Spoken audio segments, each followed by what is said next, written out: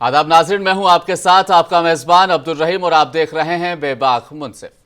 9 और 10 सितंबर भारत अपनी कामयाबी का एक और इतिहास रच रहा है, क्योंकि भारत कर रहा है G20 की मेज़बानी। दुनिया के 20 बड़े देशों का जमावड़ा राजधानी दिल्ली में लगेगा।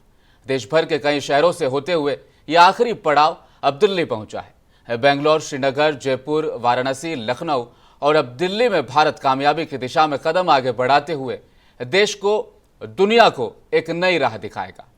इंडिया आज एक ऐसे मुकाम पर है जब दुनिया के ताकतवर देश भी भारत आ रहे हैं और अपना दमखम दिखाना चाहते हैं। इस बीच इस सम्मेलन की जो थीम हमारे देश ने दुनिया के सामने रखी है, वसुधैव कुटुंबकम, यानी पूरा विश्व एक परिवार है। एक परिवार की तरह आगामी 9 और 10 सितंबर को राजधानी में पूरी दुनिया एक परिवार की शक्ल में जमा हो रही है और पूरी दुनिया के सामने अब भारत एक नए, बदलते और अलग पहचान रखने वाले भारत की पहचान बनाने जा रहा है। हम सब चाहते हैं 3 दिन, ये 3 दिन आपसी राजनीति को खत्म कर देश एक साथ अपनी पहचान, अपनी ताकत दुनिया के सामने रखे। लेकिन G20 के सम्मेलन के बाद देश में क्या बदलाव आएंगे? क्या देश का जो कद बढ़ रहा है उसको दुनिया के बाकी देश, यानी वो देश जो भारत को पसंद नहीं करने वाले देश हैं, उनको ये भारत का बढ़ता कद रास आएगा? तफसील से करेंगे बेबाक मुनसिफ के इस टेबल पर बातचीत। हमारे साथ रांची से लाइव जुड़े हैं सियासी एक्सपर्ट, देश और दुनिया की तमाम खबरों पर नजर रखने वाले शख्स वकील अहमद रिजवी साहब। मुनसिफ टीवी में आपका स्वागत है। इनके अलावा कांग्रेस स्टेट कमेटी के सदस्य मोहम्मद शाहबुद्दीन साहब हमारे साथ मौजूद हैं। आपका भी मुनसिफ टीवी स्वागत करता है। तबरेज अहमद ताज साहब सीनियर पत्रकार हैं, देश और दुनिया की तमाम बड़ी खबरों पर अपनी नजर रखते हैं। आपका भी दिल से हम इस्तकबाल करते हैं। G20 आयोजन को लेकर उसको सफल बनाने की कोशिश लगातार भारत करता हुआ दिखाई पड़ रहा है, लेकिन पहला झटका तब लगा जब रूसी राष्ट्रपति व्लादिमीर पुतिन ने G20 सम्मेलन में भारत नहीं आने का फैसला किया। दूसरा झटका भारत को तब लगा जब चीन ने बताया कि G20 सम्मेलन में चीनी राष्ट्रपति शी जिनपिंग वो भी शामिल नहीं होंगे। 2 बड़ी इकोनॉमी वाले देश भारत के G20 में शामिल नहीं हो रहे हैं। एक तरफ हम बात करें वसुधैव कुटुंबकम की, जो इस सम्मेलन की थीम भी है। क्या ये 2 देश इसका जो हिस्सा नहीं बन रहे हैं, G20 के सम्मेलन पर कोई इसका असर पड़ पाएगा? क्या इनके शामिल होने और ना होने के बावजूद भी क्या अलग पहचान भारत इस दुनिया में अपनी बना पाएगा? तबरेज ताज साहब, आपसे मैं जवाब चाहूंगा इस पर। देखिए, सबसे पहले हिंदुस्तानी होने के नाते ये बात हमारे लिए फ़ख्र की है कि आज हिंदुस्तान आलमी G20 इजलास की जो है छोटी कॉन्फ्रेंस, उसकी मेज़बानी 1 साल से जो है करते आ रहा है। तमाम शहरों में हमने देखा, हैदराबाद, बेंगलुरु, मद्रास वगैरह में जो इसके, श्रीनगर में भी, खासकर श्रीनगर में भी इसके इजलास मुनक़िद हुए। अब जो इसका छोटी इजलास है, जो सरबराहान ममलिकत का इजलास है, वो दिल्ली में मुनक़िद होने जा रहा है, जो हफ्ते से शुरू होगा। हिंदुस्तान के लिए एक अच्छी बात है। इस पर मैं चाहता हूँ कि G20 इजलास पर हमें सियासत नहीं करनी चाहिए, क्योंकि ये हिंदुस्तान का इजलास है, हिंदुस्तान उसकी मेज़बानी कर रहा है, कोई एक सियासी जमात इसकी मेज़बानी नहीं कर रही है। ये चीज़ तय है। हमारे दाखिली इख्तलाफात हो सकते हैं, सियासी नज़रियाती हमारे सियासी इख्तलाफात, हम अलग अलग नज़रियात सियासी रख सकते हैं, लेकिन जब मुल्क की बात आती है, कौम की बात आती है, तो हम एकजुट हैं, हिंदुस्तानी हैं। ये जो इजलास होने जा रहा है, इसकी मेज़बानी हिंदुस्तान कर रहा है। अब देखिए, आपने कहा कि चीन और रूस के सरबराहान इसमें शरीक नहीं हो रहे हैं, ये मगर चीन की जानिब से वहाँ के वज़ीर आज़म, यानी चीन के सदर की जानिब से उनके नुमाइंदे के तौर पर वज़ीर आज़म पूरे इख्तियारात के साथ इस इजलास में शरीक कर रहे हैं। वहीं रूस की अगर बात करेंगे, व्लादिमीर पुतिन की जानिब से उनके नुमाइंदे, वहां के जो वजीर खारिजा जरूर शामिल होंगे, हाँ, वो इस इजलास में शामिल हो रहे हैं। आज ही एक प्रेस नोट वहां से आया कि वो पुतिन जो है ऑनलाइन या वर्चुअल तरीके से भी इस इजलास में शामिल नहीं होंगे, लेकिन उनके जो वजीर खारिजा हैं, रशिया के, रूस के जो वजीर खारिजा हैं, वो पूरे इख्तियारात के साथ, फैसला साजी के इख्तियारात के साथ इस इजलास में शामिल हो रही। मैं ये मानता हूं कि कोई मुल्क इस इजलास से गैर हाजिर नहीं है, बल्कि G20 के जो ममालिक हैं, इससे जुड़े हुए ममालिक, वो यहाँ आ रहे हैं। यहाँ जब आएंगे, हिंदुस्तान को जब करीब से देखेंगे, आज देखिए हम और आप अपने टेलीविजन चैनल से भी ये बता रहे हैं, दिल्ली को जिस तरीके से सजाया गया है, हिंदुस्तान की जो कसरत में वहदत की तहजीब है, उसकी अक्कासी हो रही है। तमाम इन्हें यहाँ के छोटे छोटे जो ताजिर हैं उनके भी जो है स्टॉल्स वहाँ पर लगा, जो आने वाले मेहमानों को जो है उनकी बिजनेस, उनके जो है ख़रीदो फरोख्त के लिए, उनको जो है यहाँ के जो हिंदुस्तानी सामान उन्हें फ़रोख्त करने के लिए, उन्हें देने के लिए जो हिंदुस्तान के छोटे मोटे जो ताजिर हैं, जो उनकी जो है यानी हाथ उनकी से भी बनी नुमाइश हुई वहाँ पर अशिया, करवाई वहाँ पर जा रही है, उसकी बिल्कुल। नुमाइश भी लगाई गई है। ये एक मानों में ये जो इस तरीके के इजलास होते हैं, एक जो है वतन की जो है तर्जुमानी करते हैं, दूसरा जो है वहाँ से कुछ मैशियत को भी इससे जो है इजाफा होता है। अब बिल्कुल, क्योंकि जरूर। जब इतने 20 ममालिक के 20 कंट्रीज के सरबराहान हिंदुस्तान में आएंगे, चीन और रशिया की अगर बात बाद में करेंगे, अब आने वाले जैसे देखिए सऊदी अरब हिंदुस्तान का करीबी एक अच्छा दोस्त है।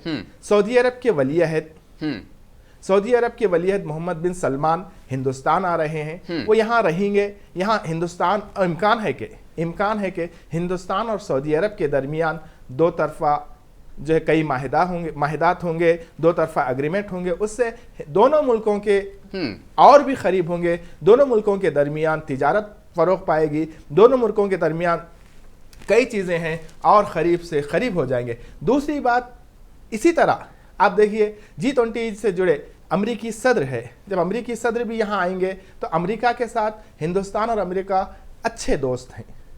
बिल्कुल सही। ये दोस्ती और मजबूत होगी और हिंदुस्तान का जो नाम है वो आगे बढ़ेगा। हिंदुस्तान की यूं तो देखिए, आज हिंदुस्तान की पहचान आज़ादी के बाद 1947 से लेकर आज तक हिंदुस्तान ने जो स्ट्रगल किया, क्योंकि सियासी पार्टियां आते हैं जाते हैं, मगर हिंदुस्तान कायम है और कायम रहेगा। बिल्कुल। तो G20 के बाद हिंदुस्तान का जो कद है दुनिया के सामने एक नई तरीके से जरूर जाएगा। वकील रिजवी साहब, आपके पास आना चाहूंगा। दो बड़े देशों के राष्ट्रपति इस सम्मेलन में शामिल नहीं हो रहे हैं, क्या वजह हो सकती है पुतिन और शी जिनपिंग के नहीं आने की? वकील रिजवी साहब। जी जी जी हाँ, ऐसा है कि वो दोनों राष्ट्राध्यक्ष के हैसियत से तो नहीं आ रहे हैं, लेकिन रूस के वजीर खारजा यहाँ तशरीफ ला रहे हैं और चीन के वजीर आजम यहाँ आ रहे हैं। तो बहरहाल शमूलियत तो हो ही गई। अब इन दो शख्सियत का नहीं आना एक कोई वजह हो सकती है, लेकिन कोई बड़ी वजह नहीं है, उससे कोई खास असर नहीं पड़ेगा। बिल्कुल। हम G20 के इजलास को कराने में बहरहाल कामयाब हैं और हिंदुस्तान का हर शहरी आज फख्र महसूस कर रहा है बिल्कुल कि वो G20 का इजलास जो है हमारे मुल्क में हो रहा है और सब जगह से बहुत कामयाबी के साथ होते हुए कल से दिल्ली में शुरू हो रहा है। बिल्कुल। यकीनन ऐसे मौके पर जो दो लफ्ज जब वसूल कुटुंबकम की बात की गई है, ये दो अल्फाज बहुत अपने अंदर एक फलसफा रखता है, बड़ा जुमानी लफ्ज है जी। हाँ जी। तो बिल्कुल। रूसी राष्ट्रपति व्लादिमीर पुतिन ने फोन पर इतला दी कि वो इस सम्मेलन का हिस्सा नहीं बन पाएंगे। जरूर कहीं ना कहीं जब ये समिट होना था तो यहाँ पर रूस और यूक्रेन को लेकर जरूर उनसे सवाल जवाब किए जाते। चीनी राष्ट्रपति की हम बात करें, शी जिनपिंग, जिस तरह से गुज़श्ता दिनों में चाइना ने अक्साई चीन को अपना हिस्सा दिखाया है, अपने नए मैप में भारत के कुछ हिस्से को जो शामिल किया, उसको लेकर कड़े सवाल उनसे जरूर पूछे जाते। हम और आप भी उन्हें रेड कारपेट पर उनका स्वागत होते हुए शायद ये दृश्य हम नहीं देख पाते। अच्छा है वो नहीं आ रहे। क्या G20 से कोई निष्कर्ष नहीं निकल रहा है क्योंकि रूसी राष्ट्रपति व्लादिमीर पुतिन, चीनी राष्ट्रपति शी जिनपिंग शामिल नहीं हो रहे हैं, इसीलिए इंडिया वर्सेस भारत का ये शगुफा छोड़ा जा रहा है? कांग्रेस का ये सवाल है। क्या लगता है शहाबुद्दीन साहब आपको, सिर्फ यही वो वजह थी इसलिए ये शगुफा लाया गया या फिर इंडिया और भारत की लड़ाई लंबी चलने वाली? देखिए, आपका जो है अंदाज़ा वाकई में सही है जी, क्योंकि इंडिया का अलायंस जब से शुरू हुआ था, जब 26 पार्टियां पूरे मिलके जो है एक साथ काम करने की जो बात कर रही थी, हिंदुस्तान को तरक्की पे लाने की बात कर रहे थे, तो मेरे हिसाब से मंसूबातन जो है बीजेपी ने ये भारत का नया जो है एक नया इशू लेकर आए हैं ताकि ये इंडिया अलायंस को काउंटर कर सके।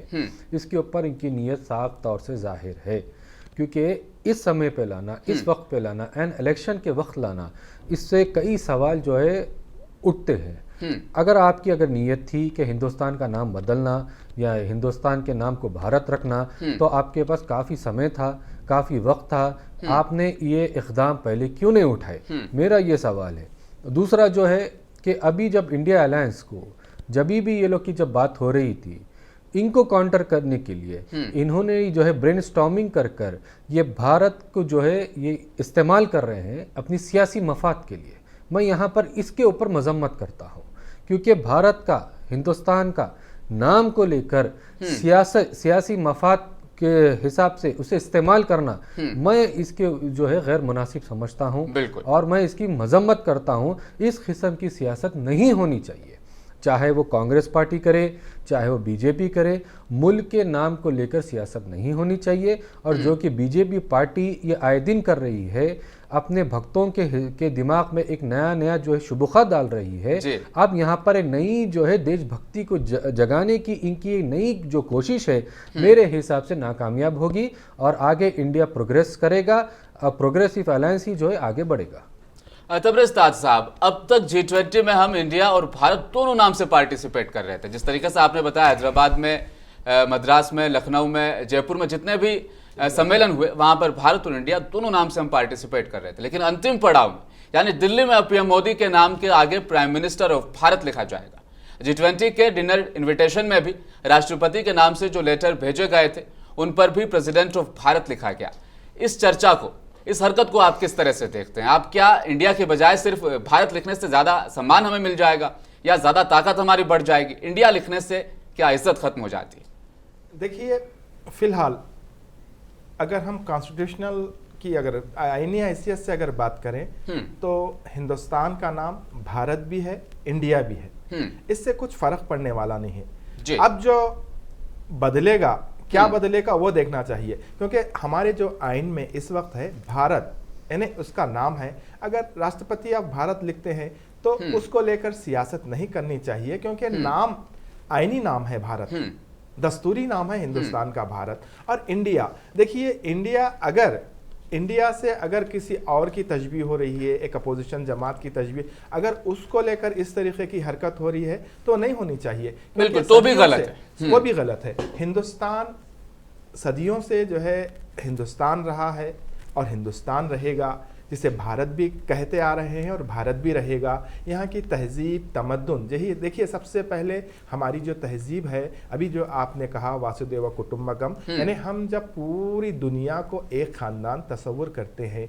जब सारी दुनिया को हम एक ख़ानदान तस्वुर करते हैं, तो हम हिंदुस्तानी ही, हमें क्या भेदभाव होना चाहिए? क्योंकि हमारा कॉन्स्टिट्यूशन ही ये कहता है कि हिंदुस्तान में किसी के साथ ना तो जेंडर, यानी सेक्स की बुनियाद पर किसी के साथ इम्तियाज़ किया जाएगा, नस्ल की बुनियाद पर इम्तियाज़ किया जाएगा, या रंग की बुनियाद पर इम्तियाज़ किया जाएगा, या मजहब की बुनियाद पर। क्योंकि हम जब एक होकर बाहर निकलते हैं तो हम हिंदुस्तानी हैं, हिंदुस्तानी रहेंगे और हिंदुस्तान के लिए अपनी जान, माल, सब कुछ कुर्बान करेंगे। जब आप बात कर रहे हैं नाम तब्दील करने के लेकर, ये जो सोशल मीडिया पर हवा, अभी क्योंकि सरकार की तरफ से कोई मौकूफ नहीं आया है, जब तक बात सामने वाला, देखो, दो फरीक अगर जब कहते हैं, एक फरीक अपना मौकूफ रखता है तो दूसरे फरीक को उस पर एतराज करना चाहिए, उस पर अपने दलाइल को पेश करना चाहिए। ये एक हेल्दी डेमोक्रेसी का सबूत है। अब जो हो रहा है, एक गुमान, सिर्फ एक गुमान, एक वहम, वो हो सकता, ये हो सकता, ऐसा हो सकता, मैंने एक ट्वीट किया, उसने एक ट्वीट किया, उसने एक ट्वीट किया, फलां ने एक ट्वीट किया, चलो उसकी आज ब्रेकिंग हम बना दिए।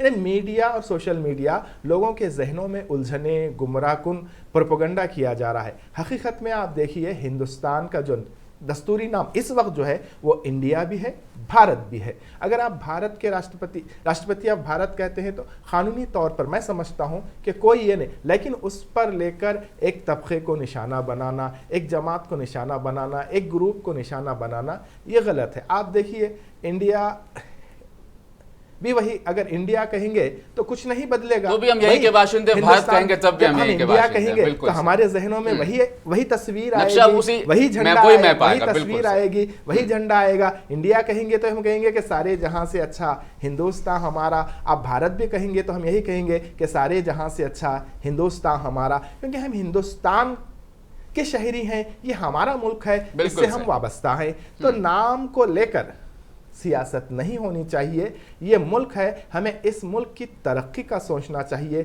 हम जो है कि अब हुकूमत जो कह रही है अमृत काल की बात कर रही, तो अमृत काल में क्या होना चाहिए उस बारे में हमें सोचना चाहिए। कोई शहरी भूखा पेट न सोए, उसके बारे में सोचना चाहिए। मैं हमेशा ये बात कहता हूँ कि एक डेमोक्रेटिक कंट्री में, एक जमहूरी मुल्क में हुकूमत हो या वो मुल्क जब भी तरक्की कर सकता है, उस मुल्क का सबसे आखिरी फर्द जो सबसे कमज़ोर है, जो सबसे गरीब है और सबसे लाचार है, अगर उसको हुकूमत के जो फ़वायद हैं, जो वेलफेयर स्कीमात के फ़वायद हैं, उस तक अगर बिला किसी खलल, बिला किसी रुकावट अगर पहुंचते हैं तो वो हेल्दी जमहूरियत है, वो जो है सेहतमंद जमहूरियत है। वहाँ पर तफरीक नहीं होना चाहिए, ना तो नस्ल की तफरीक होना चाहिए, ना जेंडर की तफरीक होना चाहिए, ना मज़हब की तफरीक होना चाहिए। हम सब एकजुट होकर हमें आगे बढ़ना चाहिए और हर एक को एक दूसरे का, देखिए एक हिंदुस्तान नहीं बल्कि पूरे आलम में एक इंसानियत का पहला उसूल है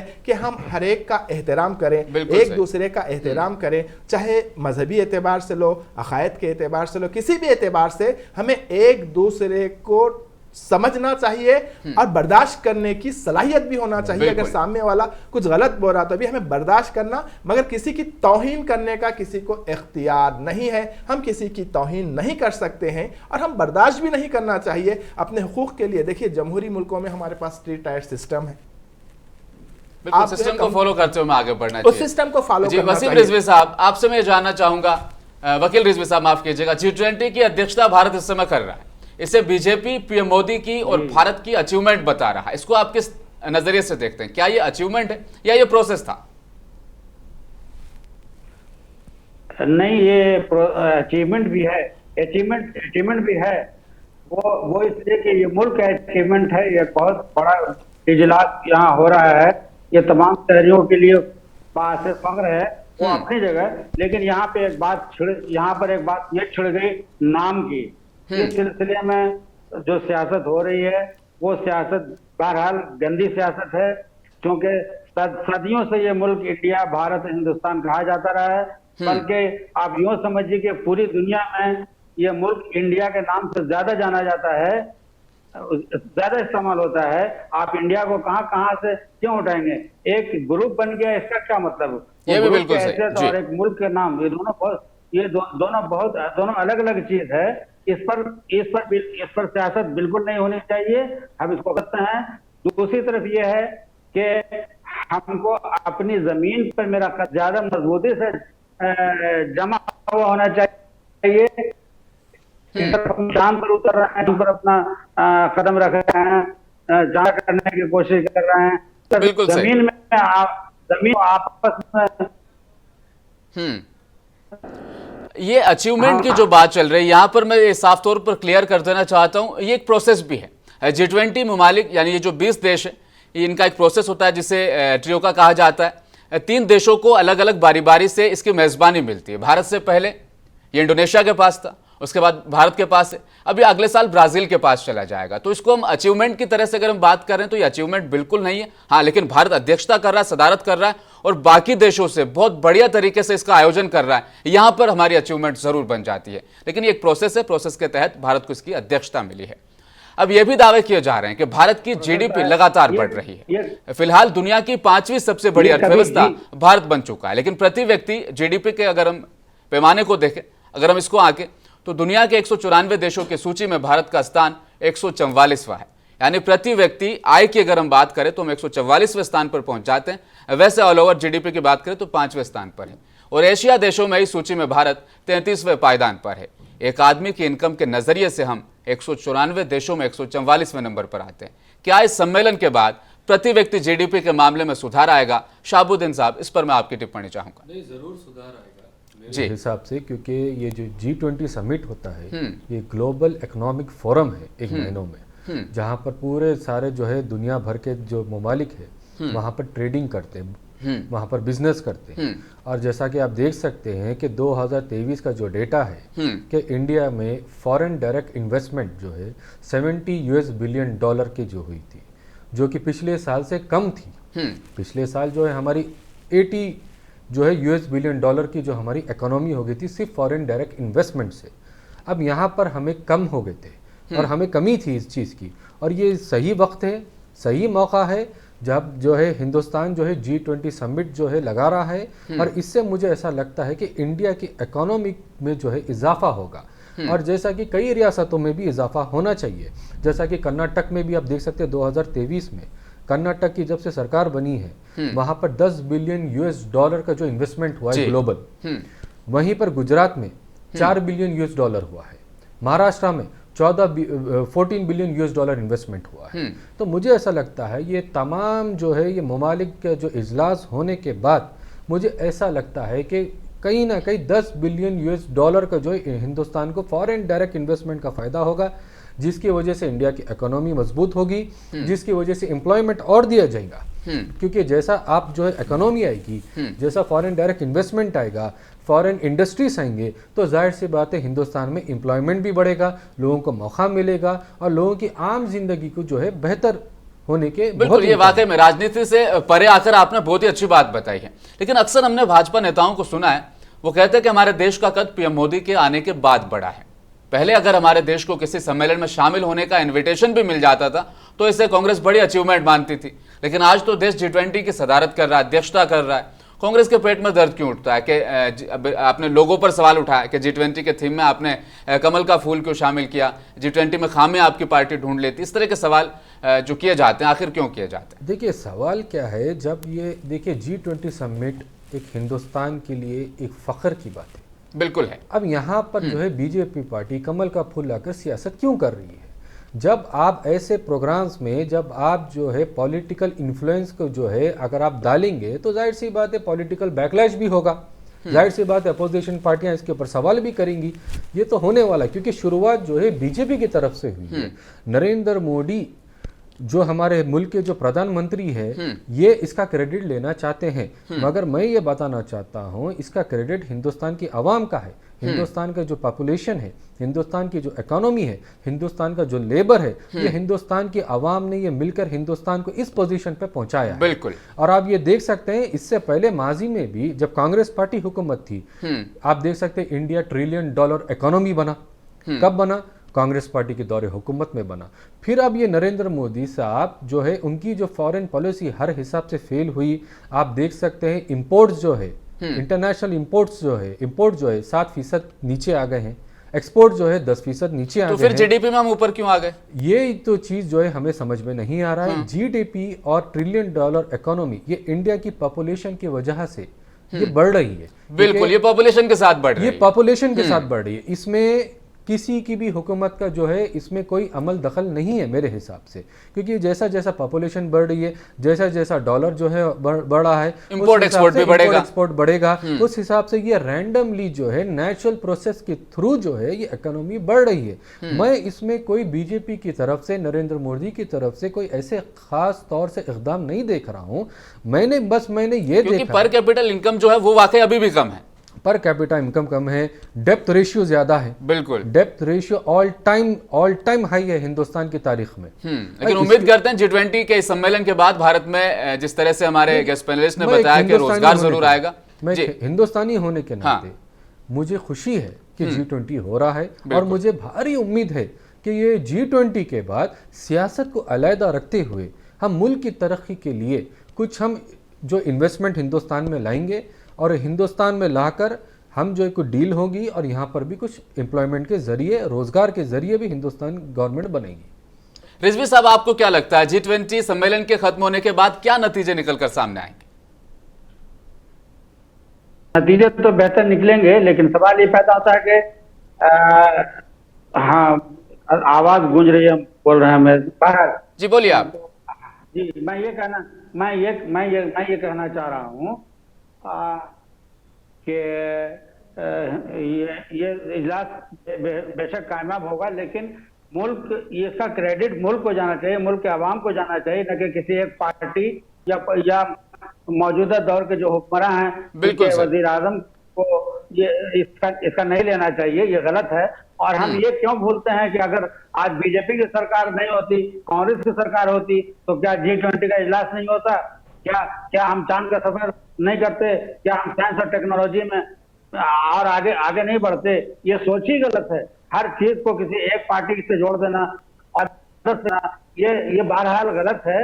इसका क्रेडिट आवाम को और इसका क्रेडिट मुल्क को मिलना चाहिए।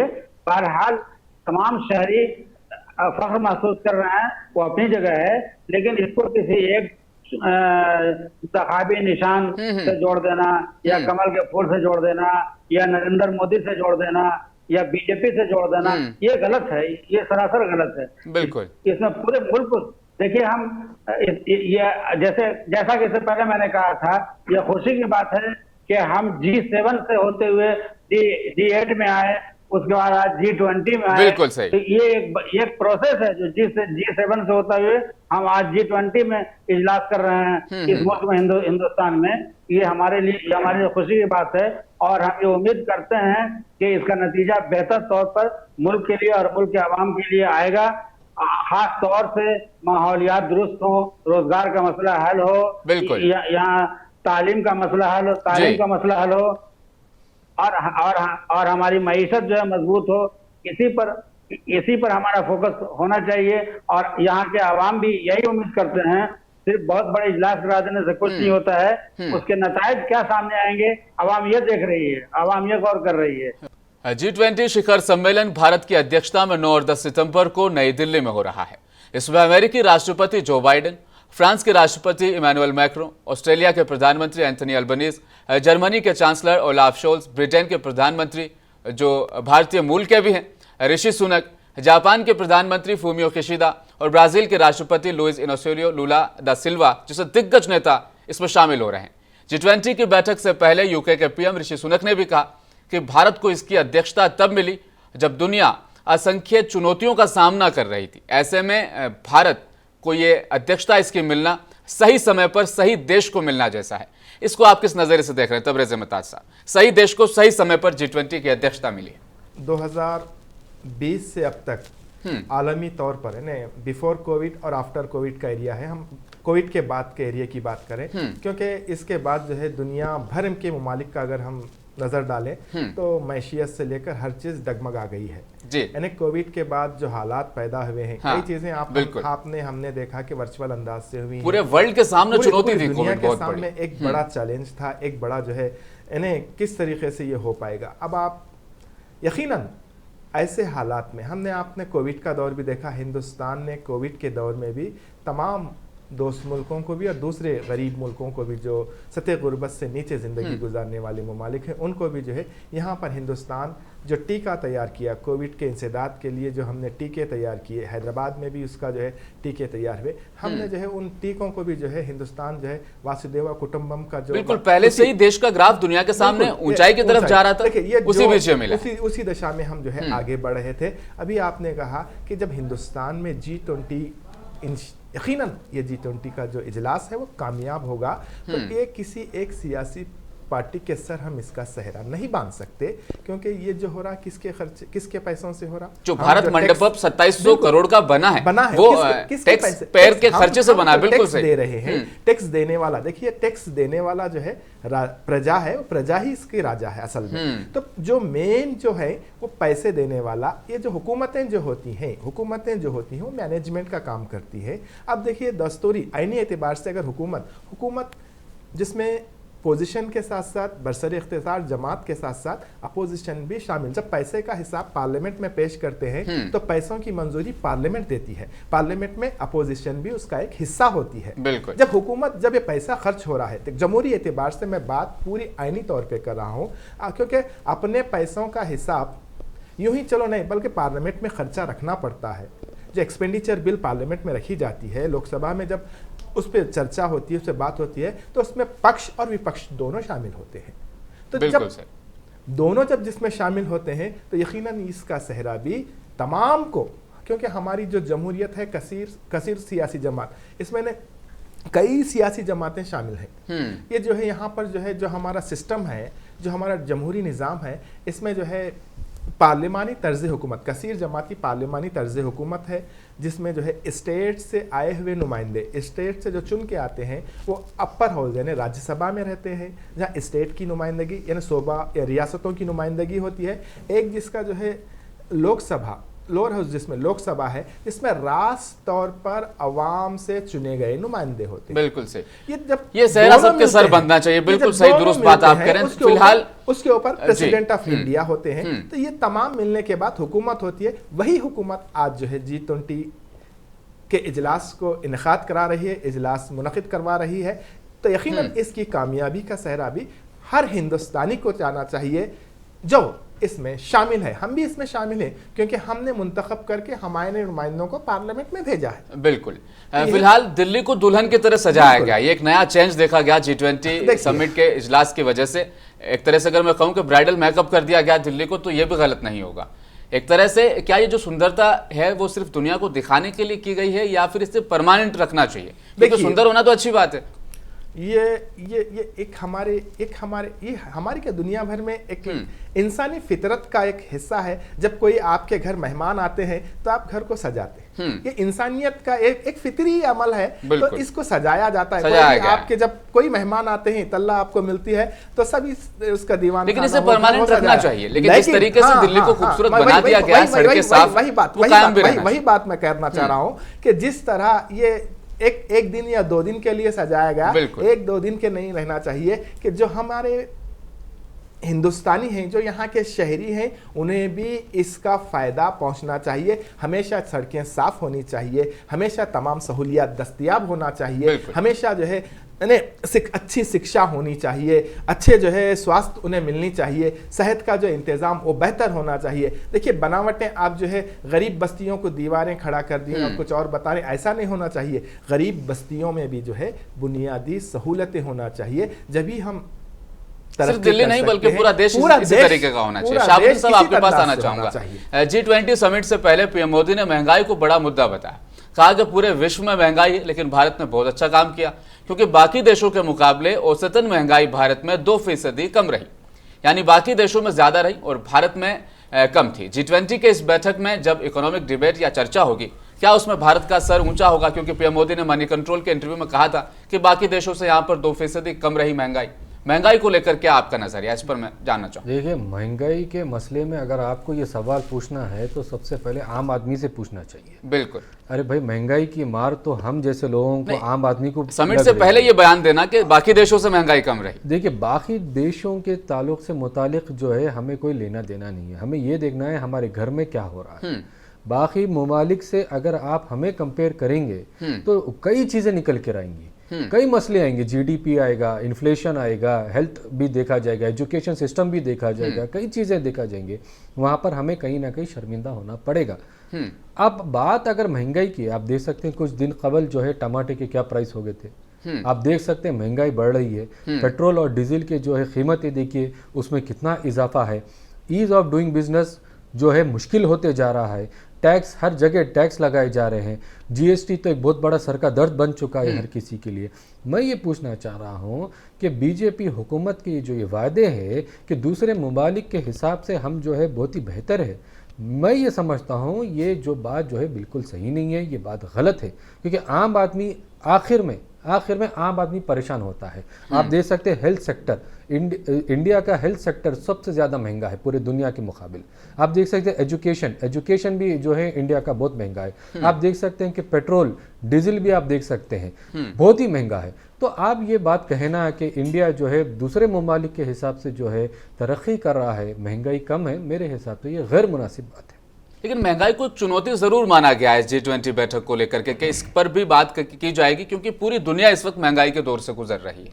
नहीं, पूरी दुनिया ही महंगाई के दौर से गुजर रही है, मैं ये बात मानता हूँ, मगर कुछ इकदाम भी जो क्या उठाए आप देख सकते हैं। जो इकोनॉमिक कमीशन है, जो प्लानिंग कमीशन है, उनके तरफ से क्या रिकमेंडेशंस आ रहे हैं और उनके क्या इम्प्लीमेंटेशन हो रहे हैं, वो भी तो नहीं हो रहा है। सिर्फ और सिर्फ सियासत चल रही है, धर्म के हिसाब के आधार पर, हिंदू मुस्लिम के आधार पर सियासत हो रही है। मैं ये समझता हूँ, जैसा आपने भी, तबरे साहब ने भी कहा था कि मुल्क में जो है बेहतरी के लिए अमन शांति ज़रूरी है, जो है अच्छी एजुकेशन देना चाहिए। हमारा ध्यान, हमारा जो है जो भी जो नज़रिया है, जो काम करने का, जो गवर्नेंस का है, वो डेवलपमेंट होना चाहिए, वो सियासत नहीं होना चाहिए। जिस दिन जब ये नज़रिया, जब हमारी हुकूमतें बदलेगी, जब आप ये महंगाई, इन्फ्लेशन, ये जैसे चीज़ों को हम जब काउंटर कर सकेंगे और दूसरे ममालिक के जो है हिसाब से हम बता सकेंगे, हम भी हमारा रिपोर्ट कार्ड रख सकेंगे। बेहतर तरीके से भारत इस समय G20 की मेज़बानी कर रहा है, सही तरीके से ऑर्गेनाइज किया जा रहा है। दिल्ली में 2 महीने से वहाँ पर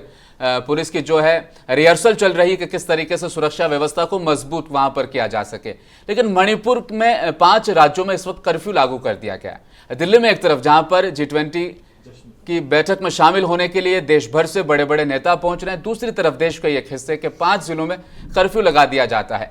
वकील रिजवी साहब, इसको आप किस नजरिए से देखते हैं? क्या दिल्ली में हमारे पास अच्छी सिक्योरिटी और मणिपुर में नहीं है?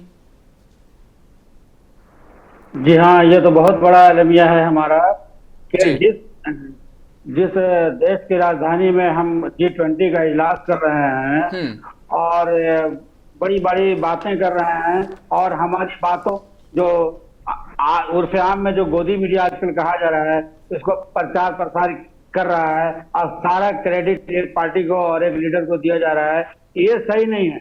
अगर हिंदुस्तान एक तरक्की पजीर, हम समझते हैं कि हिंदुस्तान एक तरक्की पजीर मुल्क है और दुनिया के कई ममालिक जो है बाज़ाब्ता तरक्की याफ्ता मुल्क हैं, और वो यहाँ सरमायाकारी करने से पहले बहुत कुछ देखते हैं, सोचते हैं आपके यहाँ पॉलिटिकल स्टेबिलिटी है कि नहीं, आपके यहाँ सोशल स्टेबिलिटी है कि नहीं, आपकी इकोनॉमी देश में क्या है, इन तमाम बातों पर दुनिया की निगाह रहती है।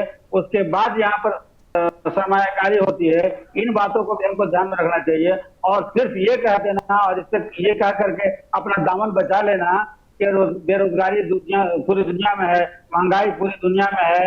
आपने मणिपुर का वाकया उठाया है, ये तो वाकई बहुत शर्मनाक बात है कि हमारे देश का एक हिस्सा, एक सूबा, एक रियासत में क्या हो रहा है कि जहाँ इंसानों का खून सस्ता हो गया है। हमारे साहिब इख्तिदार वहाँ जा नहीं रहे हैं, अभी तक वहाँ फसाद और दंगा अभी तक रुका नहीं है। ये बहुत बड़ा धब्बा है, दुनिया देख रही है। ऐसा इस दौर में जबकि ये ग्लोबल, आज जो है ना ये ग्लोबल एज है, ये इसमें पूरी दुनिया एक एक चीज से वाकिफ हो रही है, तो दुनिया की निगाह हर बात पे हमारी।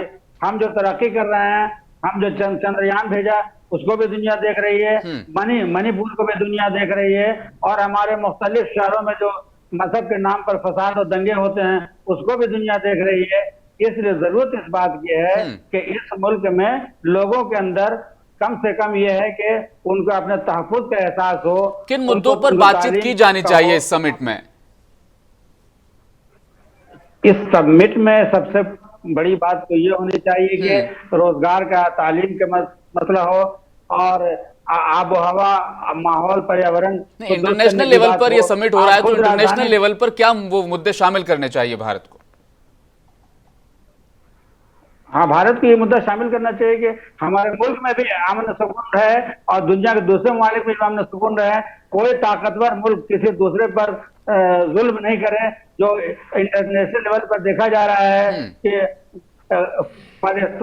फलस्तीनियों के साथ क्या हो रहा है और दूसरे ममालिक जो है गरीब ममालिक हैं उन पर किस किस्म के मजालिम ढाए जा रहे हैं। तो ऐसा नहीं है कि हमारे यहाँ मणिपुर हो रहा है तो दूसरी तरफ दूसरे ममालिक में जुल्म नहीं हो रहे हैं। तो जब G20 इजलास के मौका पर सारे नुमाइंदे यहाँ आ रहे हैं, राष्ट्राध्यक्ष यहाँ आ रहे हैं, ये बातचीत यहाँ पर जरूर की जानी चाहिए। तबरेज़ अहमद ताज साहब, भारत जो हमारा देश है, मेहमान नवाजी के लिए हमेशा से जाना जाता रहा है। G20 के लिए 20 बड़े देशों के बड़े मेहमान आ रहे हैं, मेहमान नवाजी को लेकर क्या कुछ तैयारियां? देखिए, हिंदुस्तान की ये फितरत भी है, हिंदुस्तान की ये तहजीब भी है, अतिथि देवो भव यहाँ पर, यहाँ का कल्चर है। तो हम देख रहे हैं G20 ममालिक के सरबराहान के लिए और उनकी बेगमात के लिए इन्हें जिस तरीके से इस्तकबाल की शानदार इस्तकबाल के इंतज़ामात किए गए हैं, यहाँ तक कि उनके इस्तकबाल रहने से लेकर उनके खान पान का भी ख़ास ख्याल रखा गया है। काबिल गौर बात यह है कि इस बार जो हिंदुस्तान में G20 की मेज़बानी हो रही है उसमें यहाँ के जो बाजरे के खानों को शामिल बिल्कुल लोकल डिशेस को शामिल किया गया। इसलिए बात करो कि 2023 को अक़वाम मुत्तहिदा ने बाजरे का साल घोषित किया था। ये साल बाजरे का साल चल रहा है, हर जगह बाजरे की जो है अहमियत और उसकी इफादियत पे बात की जा रही है। तो हमारे यहाँ जो मेहमान आ रहे हैं उनको भी बाजरे से बनाए हुए डिशेस, बाजरे में मिलेट्स, लेकिन गुजराती डिशेस को कुछ ज्यादा तवज्जो मिल रही है, ऐसी भी खबरें निकल कर सामने आई है। हाँ, ये भी खबरें आ रही हैं। अब देखिए, जो मेहमान जो आएंगे वो अपनी पसंद का जो है खाना खाएंगा। खाना देखिए, इन शख्स जो है, कोई भी फर्द अपनी पसंद का खाना खाता है। तो यही हम मेहमानों का भी वो ख्याल रखा जा रहा है कि मेहमान अपनी पसंद का खाना खाएं और उसके साथ साथ हिंदुस्तान की जो खाने की रिवायात हैं, क्योंकि हिंदुस्तान में एक तरीके का खाना नहीं होता। यहाँ पे मैं ख़ास आपको वज़ाहत के साथ कहूँगा कि हम खान पान लिबास हमारा अलग अलग है, उसके बावजूद हम एक हैं। आप देखिए साउथ इंडिया का इडली डोसा वड़ा जो भी यहाँ का जो खाना है, यहाँ पे अब हैदराबाद में हैदराबाद की बिरयानी से मशहूर है, और उसके अलावा आप नॉर्थ में जाएंगे तो वहाँ के खाने अलग हैं। आप बिहार में जाएंगे तो बिहार में आलू है, बंगाल में जाएं तो मछली से बने डिशेस हमें हर जिले में पानी खाना लैंग्वेज सब बदल जाती है। मशरिक से मगरिब, शुमाल से जुनूब तक जो है हिंदुस्तान के खाने जो है बदल जाते हैं, खाने बदल जाते हैं, लिबास बदल जाते हैं। खाने और लिबास बदलने के बावजूद भी हम एक हैं। लिहाजा एक शहरी को किसी के खाने पर भी नहीं टोकना चाहिए कि आप ये खाते हैं, खाने की बुनियाद पर भी हमें इम्तियाज नहीं करना चाहिए।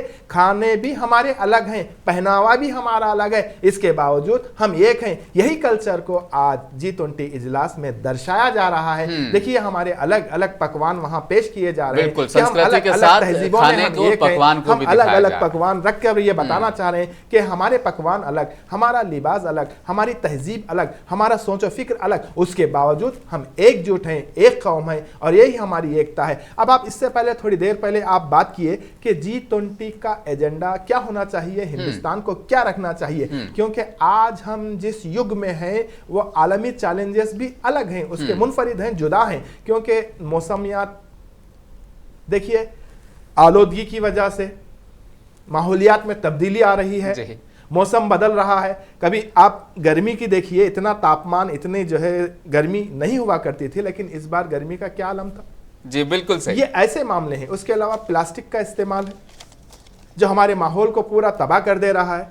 ये चीजें कौन, ग्लोबल वार्मिंग ये भी मुद्दा होना चाहिए इसमें। बिल्कुल ये प्लास्टिक का जो इस्तेमाल है पूरी दुनिया से खत्म होना चाहिए। बिल्कुल।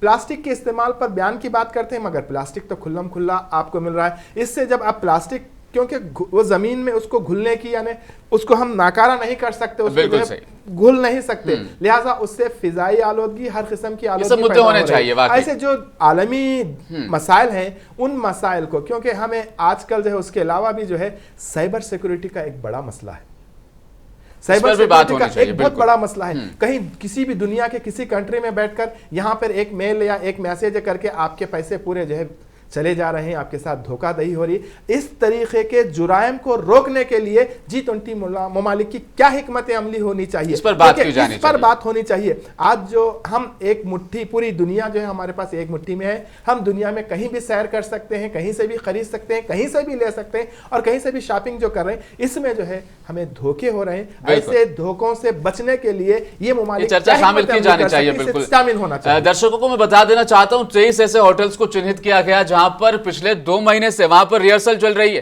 कि किस तरीके से जो है डिशेस को परोसा जाएगा, किस तरीके से मेहमानों की मेहमान नवाजी की जाएगी। G20 के पहले समिट में जो अमेरिका में हुआ था, उसमें इंटरनेशनल फाइनेंशियल हेल्प, टेररिज्म यानी आतंकवाद, मानव तस्करी, ग्लोबल वार्मिंग और भी कई मुद्दों पर बातचीत की गई थी, और इनसे निपटने के लिए योजनाएं भी वहां पर बनाई गई थी।